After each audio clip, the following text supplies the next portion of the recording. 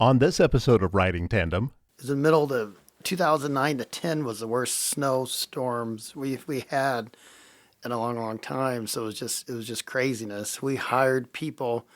Basically, if they walked in the door, we hired them, which I wasn't comfortable with, but you had to do that to kind of find people that are going to be the right fit. But we took over a contract from a company, and then I think 6 employees was from that company that work with us now. They stayed on that long. Hi there. This is your host, Vivian, and you're listening to Riding Tandem, a podcast that is all things business, entrepreneurship, and the secrets to operating a successful business while still having a life you love. Whether you're a business owner on the verge of taking that side hustle to the next level, or just curious about the world of entrepreneurship, join me as I go behind the scenes of my own business and the businesses of others, unpacking some of the most valuable lessons you can apply today. Let's dive in. Well, welcome back to this episode of Riding Tandem. I have Brad Arrowsmith, owner of Arrow Towing, one of the largest towing companies in the Midwest, here with me today. And fascinating company. Really excited to jump in and talk about this. Brad's company tows everything from what you might think of, right? Passenger cars, as well as airplanes off the interstate after a crash and assisting with complicated semi-extractions. Brad's company, Arrow Towing, also assists with fire and rescue efforts, mobilizing fleets of mail trucks, and even helps out with toxic spill cleanups, along with many other fascinating projects. And one of the interesting things about Brad is that he bought the business from his dad, so this is a family type of business, and he's continued to grow it from about 7 to 10 trucks to a fleet of around 98 different pieces of equipment, which is pretty incredible. And so welcome. I'm excited to have you today, Brad. Thank you. Yeah. So I just want to dive straight in because I know you're going to have like a million great stories, and I love the story pieces. And I'm imagining that you've like seen it all when it comes to some pretty crazy stuff. And so I was wondering if you would just tell me, what are some of the craziest stories? Like, what do you go home and then go back out and you're maybe at a bar or restaurant, you grab a drink. What are the stories that you're telling around the table that are pretty crazy? Gosh, first and foremost, probably just dealing with the people and the situations. Yeah. No situation's the same. It's always different. Different weather day, just many numerous obstacles throughout the day. And you're a people person. Oh, for sure. I don't know that people think of that necessarily when they think of like a towing company. I've had experience with towing company on the wrong side of it. Yep. And then basically we're selling a service. We provide good family fair service. So we're always selling that service to treat people the right way. Yeah. Talk to me a little bit about that. Is that an idea of yours or was it passed down from your dad? My dad, my grandparents, they were just always my dad, he still works with us today. My mom, Ron and Sharon. My dad is just the kindest, nicest person. And just, growing up 40 years with him in my life, just watch that. Yeah. And that's really made the difference to set us apart. So we're going to have to dive into everything here, just so you know. So prepare yourself, right? Settle in. When I was talking with Michaela, who knows you well, whose partner knows you well, she was sharing some of these stories. And I just want to know, like, how I never thought of a towing company as like pulling airplane crash off of an interstate, or I've seen your trucks on the side of the road, like helping flip semis back over and get them onto trucks. Yep. How is that possible? I'm just thinking like, so you get a phone call and they're like, oh, by the way, there's a plane crashed on the interstate. Yep. Like, I think 2015 was a plane crash right here in Council Bluffs. Fall. We actually had a holiday party. I recall the night before, and so it was a really great event. And then the next day, we got a call early in the AM about a plane crash, and I thought it was kind of like like a dream. I mean, the plane crashed right on the interstate on I-29, and sure enough, a couple hours later, great employee at the time, Tony Carr, headed that recovery, and 4 hours later, it's at the shop. wow. The airplane is in our building, and it was quite unique. I think it was 2015. That's some pretty big equipment. It is. We used a rotator. We brought our first rotator in 2012, and now we have four. Really? Four and one on the way. Do you have 4 rotators because there's airplane crashes on the interstate all over the place, or what are the? We like to have 3, and but nowadays with equipment, kind of scarce to buy. So anytime you can buy one, it's just great to have them and to have them around. Right. Yeah. That's fascinating. Yeah. What is probably the most complicated? Is extraction the right type of terminology sure. that your team has done? Probably water rescues. And the bad thing, we had one Friday night, or fatality. Oh. You know, when a family's involved. We had one Friday night up by Blair, Nebraska. It was pretty tough. 2 great workers did the recovery, and they're really shook up about it. How do you handle that as a company and a team and owner? Well, they just we try to talk about it, and they know kind of going on to those sayings. That's what you sign up for, because we tow for the Omaha Police, Council Bluffs Police, Iowa State Patrol, Sheriff, and it's kind of what we do. So after years of doing it, you just kind of know. Yeah, that's fascinating and so difficult. Oh my gosh, Friday, the employee Friday night been with us 11 years, and he's still shook up about it. Yeah, it's a hard deal. Is there any kind of, I don't know, like mental health care that you try to provide, or is that something you've thought through, considered, or? Well, in these times, it's probably because everything has changed post-COVID, so it's probably going to come down to that. For sure. Because I'm just thinking, how do you help? That's a big thing as a business leader, to have to help walk your staff and employees through. Yep, for sure, because everything, you can't have it linger or cause issues down the road. Yeah, Yeah. absolutely. Yeah, so it's tough, but we liked interesting. We like the challenges, and you know, and it's been a fun ride for 29 years. And the business itself is close to 50 years old. Is that about right? It is. My dad had a tow business in the mid 70s. He got out of it in 82, just briefly for 2.5 years, and then started again in 87. Okay, so I am curious to know. When I think of towing business, I immediately go to, whoops, I parked behind that building. For sure. And I shouldn't have, and I knew it, and I saw the sign. Yep. And then the tow truck comes. This is so much more. Oh, so we don't even do any of that type of work because, for one, you're preying on people's bad decisions to park in the wrong places, which we don't need to do that. And luckily, we're successful in other ways of business. And that's just it's just a tough way to work. There's competitors that do that, but we don't even partake in any of those activities. They call it predatory towing. Really? Yeah. It does feel a little predatory. Yeah, it is. Or predatory, I guess I should say. Yeah. Yeah.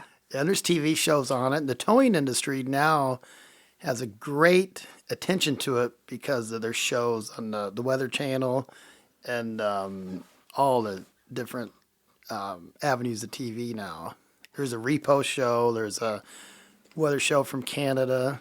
And the first towing show was a competitor out of Chicago in 2008, 9, 10.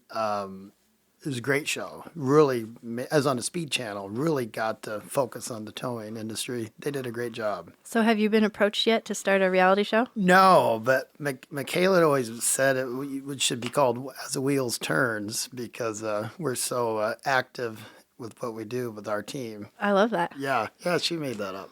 I think that would be such a cool thing. I mean, because the types of stories that I hear, or I have the benefit of driving around the area and I see your trucks or a piece of equipment out, and I'm always fascinated. The semis fascinate me. Oh, for sure. Nowadays with the semi driver, it's not your classic how my dad was. My dad was a retired Teamster. My grandpa was a trucker. Those types aren't the truckers of nowadays. They're kind of a dying breed.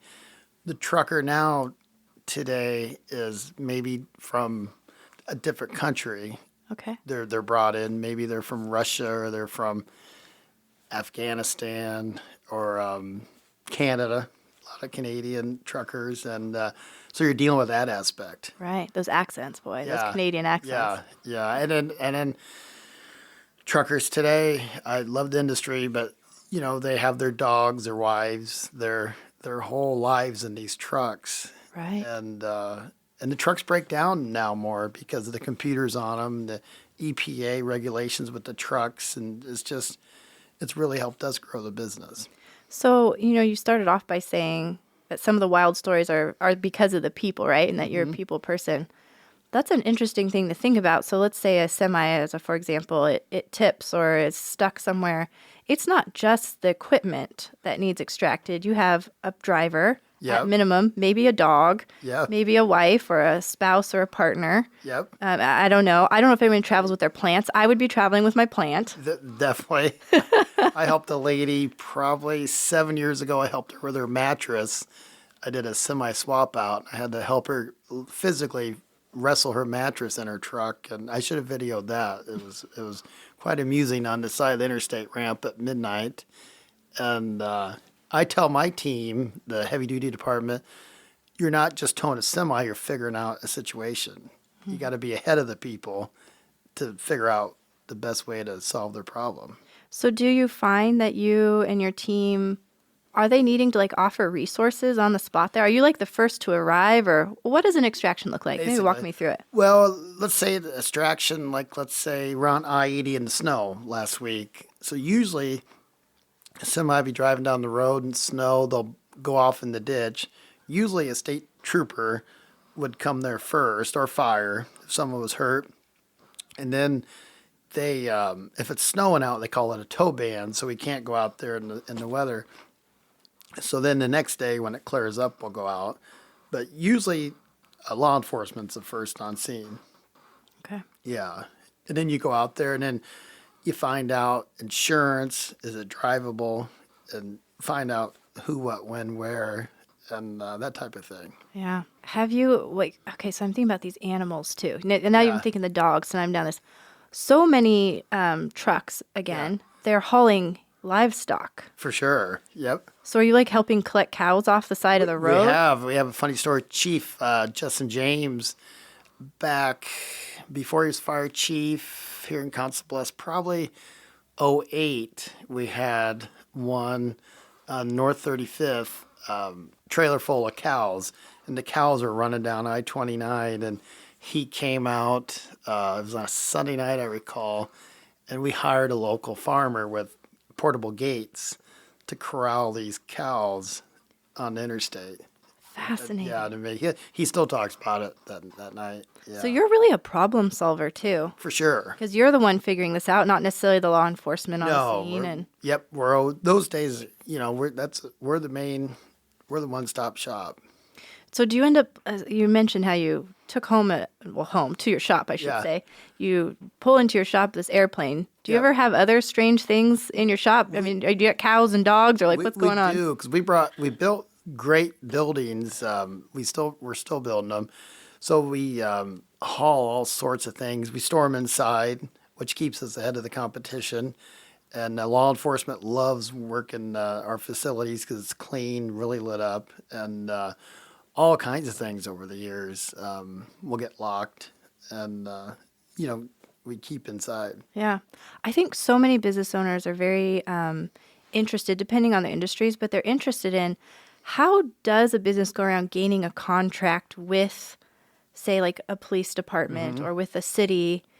For example, you opened up in Omaha and you had to gain a contract to do that. Is that correct? Yep. So 2012, we were in the 2000s, great up-and-coming company, doing really well, and then was reached out or found out they had a contract for bid 2009, fall of 2009, and we put a competitive bid on, had a great business plan in place, and everything just fell right through, and it's been 12 and a half years over in Omaha. Wow. So far, yeah, and still growing, and faces many challenges, but it's really fun. So did you personally put that whole bid and contract together? Are you up till, 1 a.m, like typing and figuring it out? For sure. And then we met Omaha City Council on December 23rd of that year. And we awarded the bid on December 23rd, bought 9 trucks at one time. Wow. They delivered them December 28th. We started January 1st of 2010. It was in the middle of 2009 to 10 was the worst snowstorms we had in a long, long time. So it was just craziness. We hired people. Basically, if they walked in the door, we hired them, which I wasn't comfortable with, but you had to do that to kind of find people that are going to be a right fit. But we took over a contract from a company, and then I think 6 of employees was from that company that work with us now. They've stayed on that long. How have you honed your skills to be so versatile where you can be problem solving for your team, also there to help with essentially their mental health? For sure. And putting together, proposals and contracts. And are you just dang good at everything, or how do you do this? Well, it's been a hard ride, fun ride, but we just built a great team. Hannah Sanford, my girlfriend of 5.5 years, she's our CFO, and she's done a tremendous job and really putting it all together, too. I got to give a great credit to her.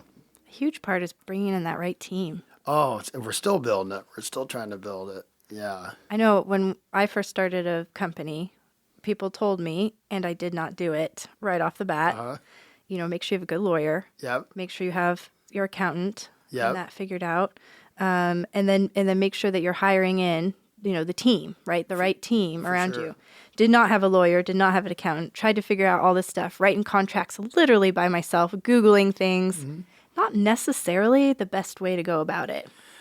I when I started 2004, I had a great banker, Matt Gronstall, Council Bluffs Savings Bank. He was a neighbor at the time, and I tell you, we're dear friends to this day. I owe him a great deal of my success because he took a chance, on a kid he barely even knew, just as a neighbor. And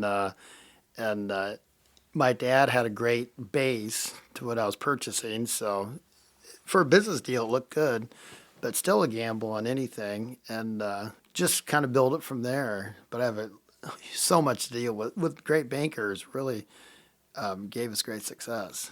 So when you say about a great banker, that's definitely a question that comes up a lot where people go, I don't know how to find that. For sure. What am I looking for? And if I don't have a neighbor that knew me, what am I looking for? And how do I find a banker? And why is it so important? So many don't know. It's a great fit. If a banker really understands your business, that's half the battle. If you just go in for a loan and all the numbers are on paper, but they don't know really what you're doing, it might be a struggle. And then it goes to a loan committee, and the loan committee might not understand. So the point of contact from the bank, we got great bankers now, 2 different banks, one Council Bluffs side and one Omaha side. And,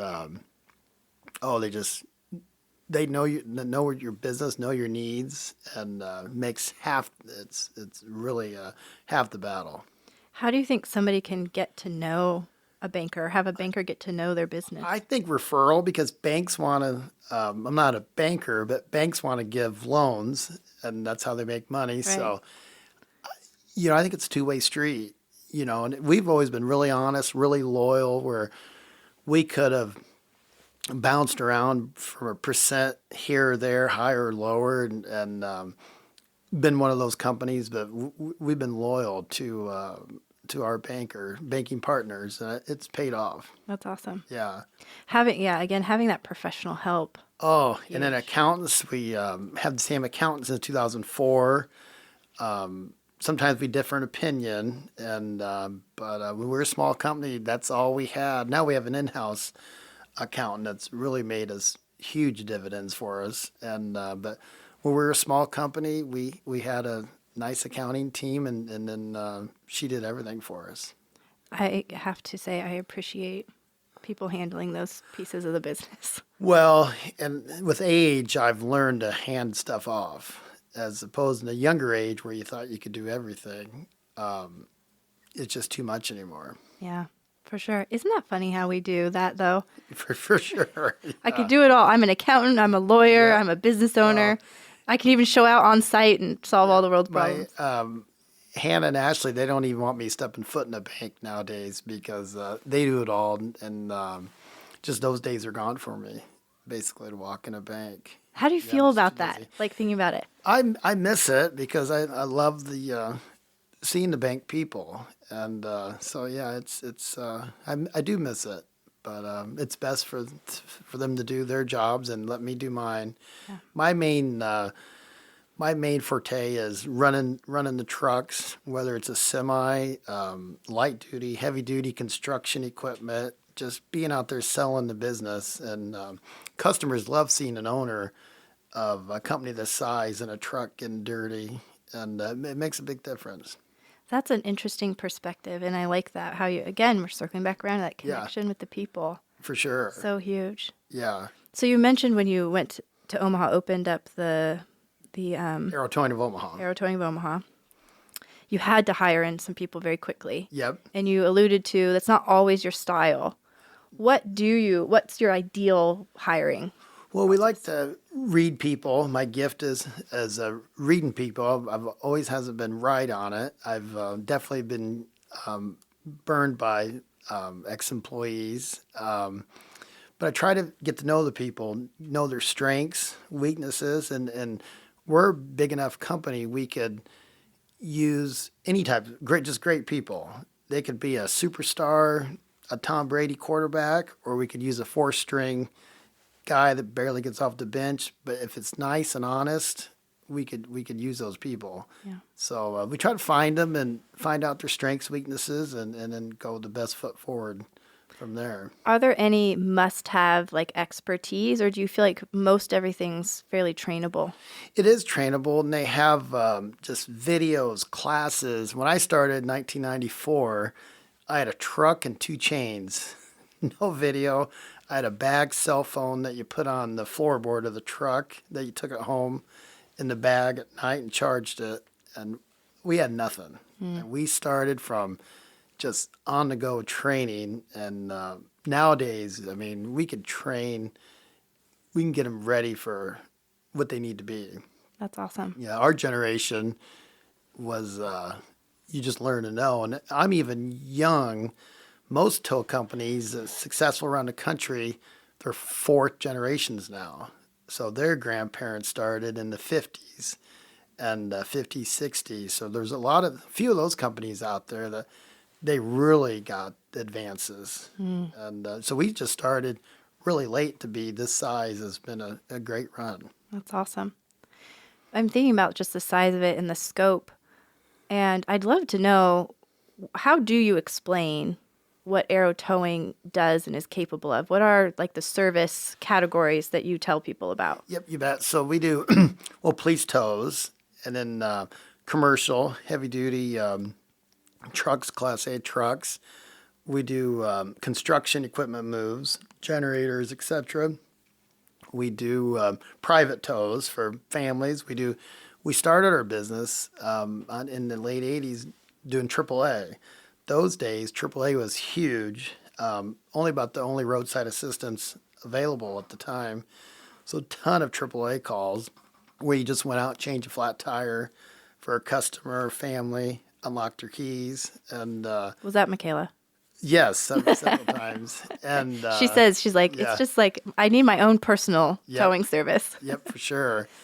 And those types of calls. And so we're so unique that we do anything that has to do with cars, trucks, semis, anything on wheels. Yeah. How did you end up also, because I didn't realize how there would be this overlap, but now hearing you talk about it, I'm starting to put pieces together. But like you help out with toxic spills as well, or even helping rescue people or fire rescue things. How does that tie in? What types of things have you done with that? With fire, kind of started working with fire departments, law enforcement, probably back in 2005, 2005, we got the city Council Bluffs police contract, and we're very our equipment was state of the art compared to the prior contractor. So I was on site in 0405 on the interstate. They had a car trapped underneath a semi, and the firemen were kind of struggling to get the casualty out. And assistant of mine, Darren, was with me, and we're kind of just watching, being ready. And I told the fire gentleman at the time, I said, well, we could lift that semi-trailer up so you could slide that car out. It'd take like 4 minutes. And we were there like 30. And fire just never knew tow trucks could do that. And so we lifted it up. They were amazed, and kind of sunk in from that foot forward. Now we have TIM training with all the local agencies. We come together once a quarter and do training, and it's came a long way. That's since that'd be 20 years. That it's so interesting, like the innovation that happens Yep, when for everyone's sure. standing there looking at it. Yeah. And someone raises a hand and goes, we can handle that. Yep, it was amazing. I was on site, and now, like say in the old days, towers were kind of prejudged, like we're crooks and we're dirty people, and looked bad, like we You're just stealing my car. in a car, and it just had such a dark cloud over it. Where now with the internet, TV, and publicity, good publicity, it's really evolved our industry. When your dad owned the company and you were growing up, was it as comprehensive, or have you added a lot of services on? We've added a ton. Yeah, we've added a ton. Back then, those days, it was just kind of towing a car A to B to shops, local repair shops, or changing tires and roadside assistance. What made you decide that you wanted to not only just take over, you purchased the company, correct? So, I mean, Yep. you officially took it over. Officially, 100%. What was that like? It was nerve-wracking at the time, but we did it. My father and I, we did it. We just didn't do it in 1 week. You know, it was kind of a 2-3 year build-up, and he was still working at the time. He was a Teamster, and I was growing it. It was just got to be too much stress. So he was 50 years old at the time, and he said, I'm going to hand it off and buy it. And yeah, so who knew?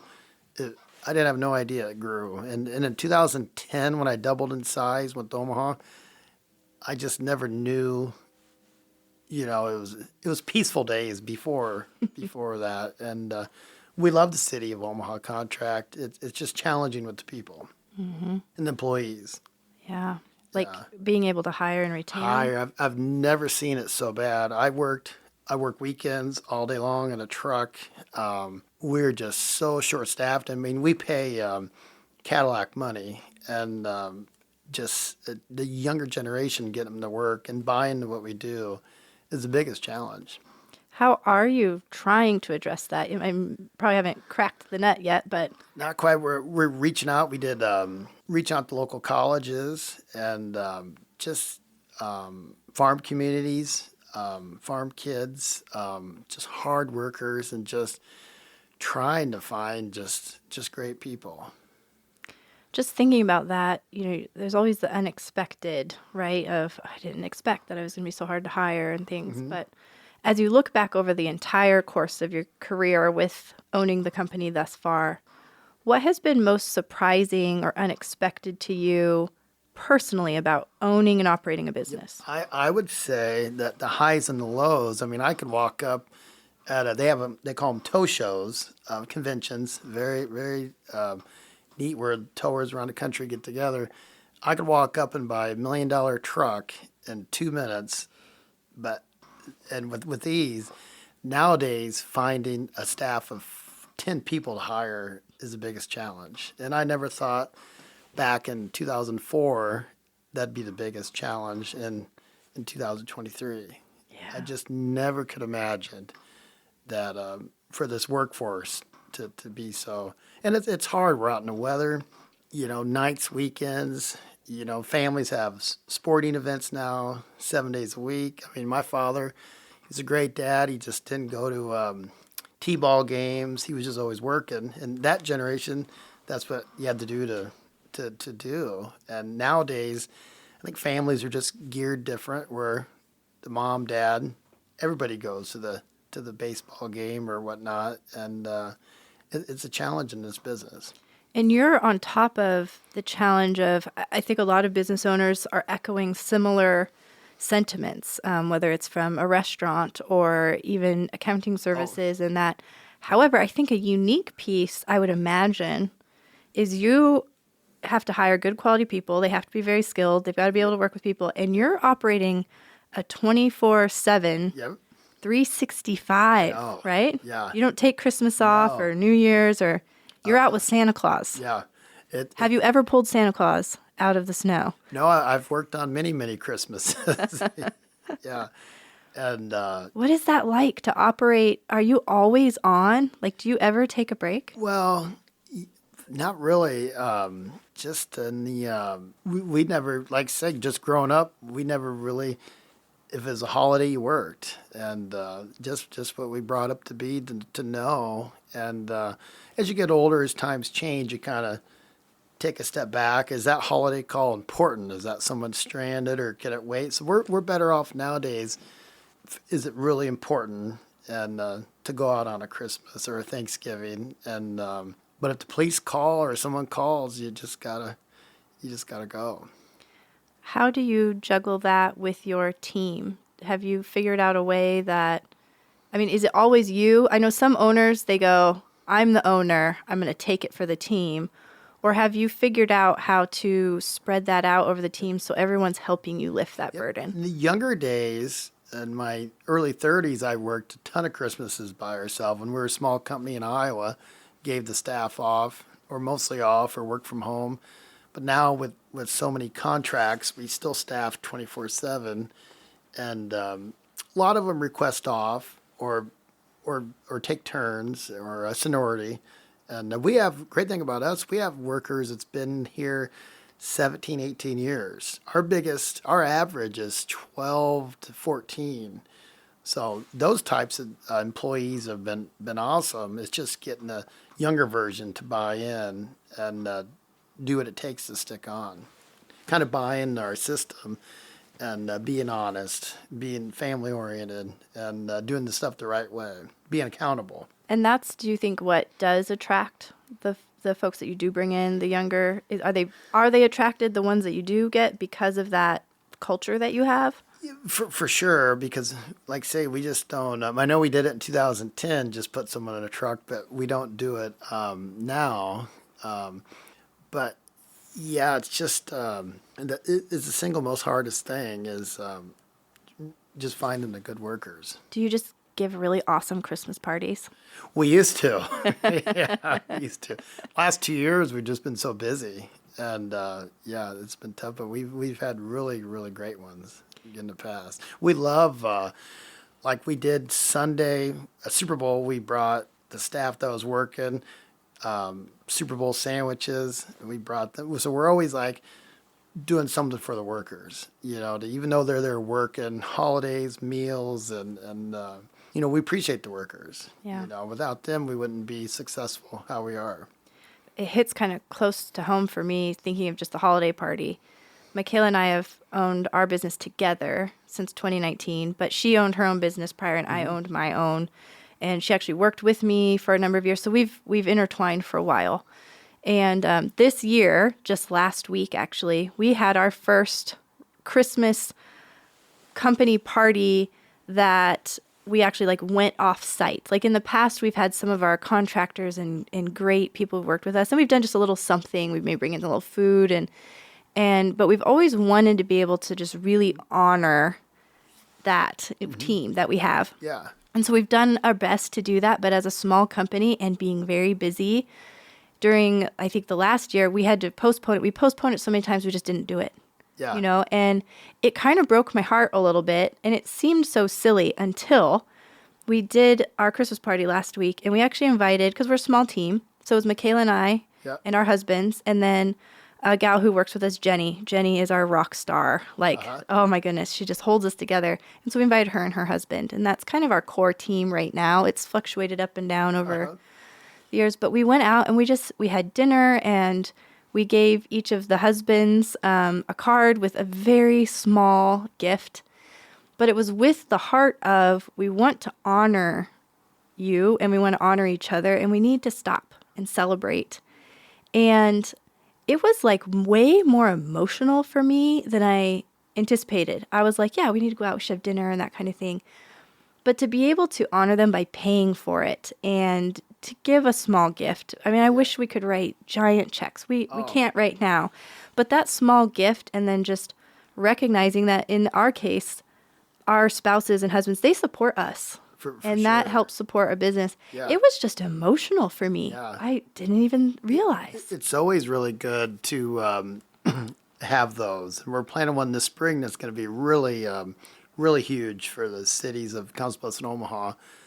Details later, but it is getting everybody together just at those events because we see each other in passing when we're working, and so we always enjoy those types of things. And even we have quarterly meetings, and it's nice to get everybody. You get 45 workers. We say it's a mandatory meeting, and you get 44. Because one's out on a job. Yeah, exactly. And you just can't shut down. But we've had great numbers at our meetings, and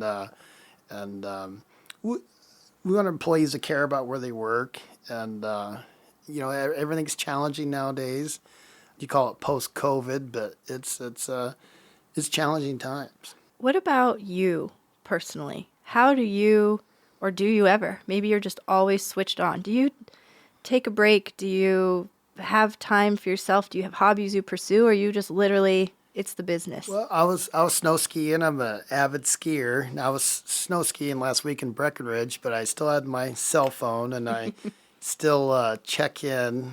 And if I'm in the country, I tell our work staff, call me if there's an issue. But I'm always checking. We have an app now where we can trace our calls. We've really got ahead of technology.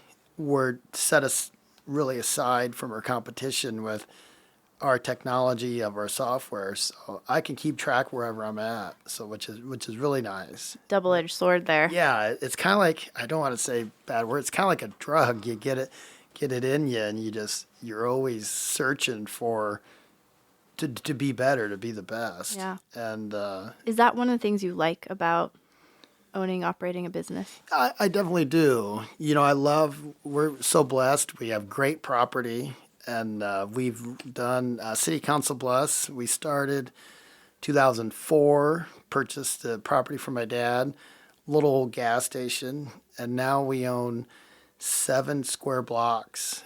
We've purchased 14 houses on the street, on 7 streets, and demoed them down and built beautiful new buildings and beautiful landscaped. Our shops are very, very clean, flowers in front, and so we're picky. It looks really good for a neighborhood that was next to railroad tracks and older houses. So we purchased, and I think it's a great thing. And that's important to you, it sounds like. Oh, for sure. Yeah. Yeah. Because you're from this community. Yep, for sure. Born in Council Bluffs, grew up in East End, and then graduated Underwood High School, and which really, graduated class of 38 people, and still great friends with one of my high school coaches, and that small setting really just clicked with me to, it's part of my success. Yeah. Okay, so you've talked about, I think you threw out, I love how casually you threw it out too. Oh, I thought challenging a $2 million piece of equipment and easily, and then 7 blocks of the city I've bought up and built buildings. These sound like large purchases. Is it easy for you to make a large purchase weighing what the ROI is going to be? Because these aren't small, this piece of equipment. These are very large price tags. Yep. How do you work through that process of, I'm going to lay out a fair amount of money here. Is it worth it? What goes through your head? We've always, for the property side, we've always just we just kept growing, so we just needed more and wanted to build them right. And then trucks, we just always, you don't need 4 rotators maybe to be successful, you could really do it the old-fashioned way with two trucks. So it just depends what is probably going on in the economy right now. But I believe if you can buy them, buy them. You know, we invest back into the business, and it's not like I got a condo in Hawaii or houses in Florida. I wish, but we everything we give back to our business, which has helped and it shows. Yeah. Why did you choose to do that? Because you could have, a condo in Hawaii, I would imagine, versus four rotators. Yep, for sure. Why did you choose that route of putting it back in? Well, I think just for the end goal, for the end goal, just building, just something clicked with me is to just investing back in the business and in the technology and I think it shows. It really keeps us apart from the competition, keeps us ahead. But it just, I guess, maybe for just to get to the end goal with the best stuff. Yeah. You know. What is your end goal? Gosh, we could keep growing, but I tell you, and you know, 3 years ago, I could buy a friend's business in Iowa City, Des Moines. I mean, you could buy businesses all day long now, but like Hannah says, we have to have this one running 500% strong. You know, we'd like to buy up other businesses, and we do. We're starting out one in Sarpy County Towing. It's going to be unleashed this spring. So we're still expanding, but nothing crazy because we want to have everything. Our main goal right now and main focus is just getting younger workers in and just good quality workers to help us. When you think of what it's going to take essentially to expand across, especially you're talking about across communities as well, aside from workforce, which is huge. Yep. Are there other things that you're just kind of rolling around in your head of, I think we need these types of systems, or I'd need to hire in 8 more Hannahs, or Yep. She sounds awesome, by the way. She is. Yeah. Yeah. How, as you are, as a business owner, I'm curious what rattles around in your head when you think about what it's going to take to expand. Because I know so many other business owners are grappling with the same thing. Oh, just great people to help you lead. And because you can't do it all yourself in these days. I think a sweet spot business is, and I've learned from being a boss of 5 workers to 49, I think a sweet number business is 15 to 20. I think you get above 20, you're going to need really a lot of people to help you. And because there's so many balls to juggle. Yeah. Yeah, and you mentioned before about giving some things up. You're not always, even though you would like to be in the room with the banker, you now have people who go do that. Yep. And that serves your business well, it sounds Oh, like. it does. Yeah. We've really done great kind of getting to that next plateau. Yeah. That's awesome. When you think about when you're 50, 60, 70 years old, what do you want to look back on your business and have stick out to you the most? I think working with my mom and dad. My mom's still down there. 72, 2 years old. She works 10 hours a day watching the phone. She runs her heavy duty department. So really just watching my parents along with this ride has been about most rewarding. That's cool. Yeah, very cool. Yeah. Everybody knows her. My mom's got a young voice, and everybody's so shocked that she's 71. Yeah. That's awesome. Yeah. Unfortunately, she has no hobbies besides tow business, but This seems to be a chronic issue. Yep. Well, as we're wrapping up here, I have a couple of kind of rapid fire questions I want to ask you, but I've got one before that. What do you feel like you have learned about yourself through this whole process? I think we'll learn to be a problem solver and just learn to be just an honest business person and treat people how you want to be treated. And I believe people use the word karma, and I think that's why I've been so blessed all these years because we love giving back to community, and I've been good to people, and everything's been good to me. That's awesome.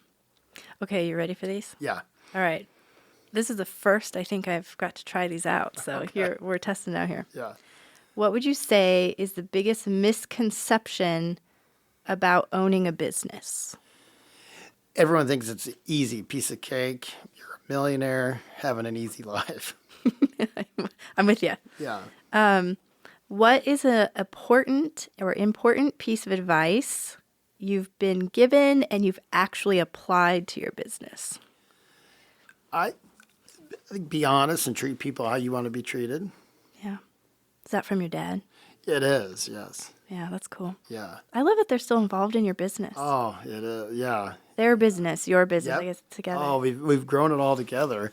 I've taken the chances, and it's been Yeah. rewarding for all of us. I'm sure that's smooth all the time, too. Mom and dad there. We won't get into that. What would you tell your 18-year-old self, knowing what you know now? I'd say, I'd say still take those chances and enjoy it while you can, and work hard. And work hard. Be honest. I mean, hard work is definitely paid off. Yeah. For us. Yeah. Fun one for you. When you are ready to sit down and just relax, beverage of choice. Coke Zero. Coke Zero? I don't know. Is that true? The PG Coke Zero. Coke Zero? The R-rated is Bud Light. Perfect. Do you have any favorite books, podcasts, or songs, or anything like that inspire you? I love Journey. Yeah. That always fires you up. I mean, I'm thinking if you're driving around a lot, you got to play something, right? I know in the old days I used to listen to music. Unfortunately, nowadays I'm always on the phone being a leader. Coordinating something. Yeah. Speaking of being a leader, what does being a leader mean to you as a business owner? It's very nice to be looked up towards, and I can't walk into one of my shops without getting approached by a worker, talking for several. I could be there hours of talking about a tow job or a truck or a scenario or just family. So, I guess just being in that role has been very, very, very well rewarding. That's cool. I'm sure it's rewarding for them too, to just work in a great culture. Yeah, because they know I'm working. I'm in Yeah. a truck. I'm not sitting in an office. So it definitely makes a difference. All right, last two. What's something people often get wrong about you? Shoot, that's a good one. Well, nowadays, I think the 18-year-old veteran workers we have, they were there when they know how hard it was to start. I think nowadays new employees thinks these fancy trucks and these buildings just showed up overnight, and so I think they have a different point of view of what it was with the original crew. For sure. That makes total sense. Yeah. I mean, overnight success, right? Yep, for Totally, sure. yeah. All right, last one. What can business owners do to make the world a better place? I think invest back in their business and treat workers how they want to be treated, and enjoy it, and just really enjoy it, and make the best of what they have. I mean, our goals every day, being short-staffed, and Hannah and I's goals is we do the best what we can with what we have that day. And we can't make up workers. We can't just magically place them in trucks, and we just make the best what we have that day. Yeah, I love it. Well, and I think you're doing an amazing job of that. Just incredible business and success, not overnight, but just It's been a incredible long road. success. 29 years of grind. I call it grinders. Kind of like Matt in the restaurant business, grinding it out. And, it's not an overnight deal. Yeah. And Matt is a good friend. Matt owns Barley's Yep. restaurant here in Council Bluffs. Yep, very similar. We talk business once a week. Yeah. Good to have those people around you. Oh, for sure. And he's like us. We give back to community. We do so many events together, and it's very, very nice to do. That's awesome. Well, Wishing you all the success and hiring good workforce in over the, but thank you so much. And thanks for what you are giving back to the community and to your team, and also for just bringing innovative ideas to the industry and it is changing lives and at times saving lives. Oh, it definitely does. Yeah. So thanks so much. Yep. Thank you. Awesome. Riding Tandem is recorded on location at the studios on South 4th in Council Bluffs, Iowa, in cooperation with Todd Studer Productions.